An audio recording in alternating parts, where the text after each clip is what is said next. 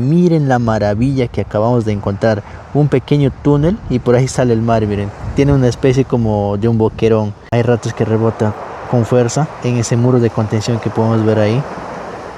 Miren lo impresionante que se ve.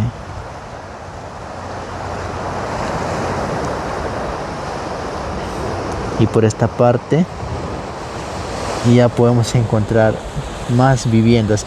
Obviamente toda esta parte de aquí es un club privado, no se puede ingresar a ese lugar.